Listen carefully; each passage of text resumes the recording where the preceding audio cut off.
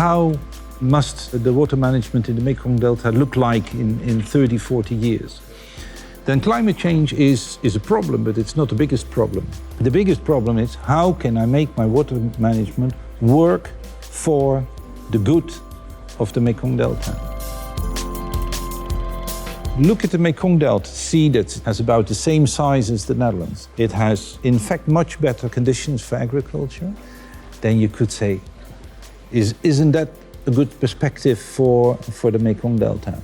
That's what we basically put in our Delta plan. The interesting part of the Mekong Delta plan was that it was a way of making a development strategy for the Mekong Delta that was that was quite new in Vietnam.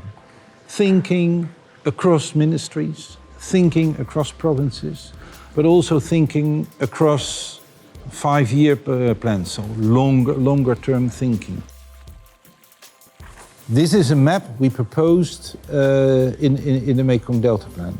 It shows different borders that are more logic for development. So in fact, it is an invitation for Hanoi, the ministries, the sector ministries, to think along these lines. What can we contribute to each of that region? And it's also an invitation to each province. How can we collaborate to get this good? To make a Mekong Delta plan, a Mekong regional plan for Vietnam in the Vietnamese context, paid by Vietnam themselves. So they control it, but they also want it. I think that's a major change.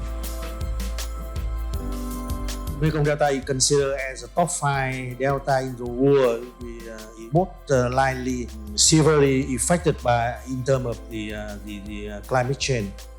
So a lot of challenge how to live with the flood condition instead of we fighting with this. So actually the local people, they already, they change their mindset already. They know how to do it. And actually that is quite easy to set up the development strategy for 2100 vision. But how to implement it?